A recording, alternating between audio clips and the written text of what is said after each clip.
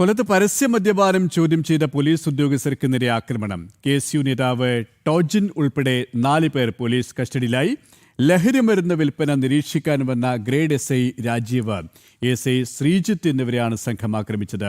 കമ്പിവടി കൊണ്ടുള്ള ആക്രമണത്തിൽ grade SI രാജീവിന് തലയ്ക്ക് പരിക്കേറ്റ്. വിശദാംശങ്ങളുമായി മനോജ് ചേരുകയാണ്. മനോജ്, പോലീസ് സംഘത്തെയാണ് KSU നേതാവടക്കം ആക്രമിച്ചത്. എപ്പോഴായിരുന്നു സംഭവം? മറ്റു വിശദാംശങ്ങൾ കൂടി.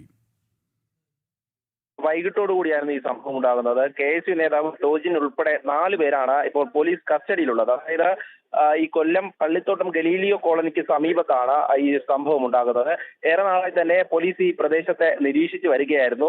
ഈ ലഹരി മരുന്ന് വിൽപ്പന ഉൾപ്പെടെ നിരീക്ഷിക്കാനായി അവിടെ എത്തിയിട്ടുണ്ടായിരുന്ന ഗ്രേഡ് SI രാജീവ്, അതോടൊപ്പം തന്നെ ASI ശ്രീജിത്ത് എന്നിവരാണ് ഈ സംഘം ആക്രമിച്ചത്. കമ്പിവടി ഉപയോഗിച്ച് ആക്രമിക്കുകയായിരുന്നു. ഈ കമ്പിവടി ഉപയോഗിച്ച് ആക്രമിച്ചതിൽ ഗ്രേഡ് SI ആയിട്ടുള്ള രാജീവിന്റെ തലയ്ക്കാണ് പരിക്കേറ്റത്. ഇവരെ ജില്ലാ ആശുപത്രിയിൽ പ്രവേശിപ്പിച്ചു, ചികിത്സയിൽ കഴിയുകയാണ്.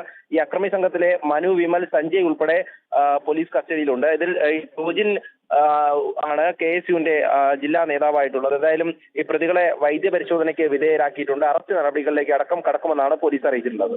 ശരി, കൊല്ലത്ത് നിന്നും മനോജാണ് വിശദാംശങ്ങൾ നൽകിയത്.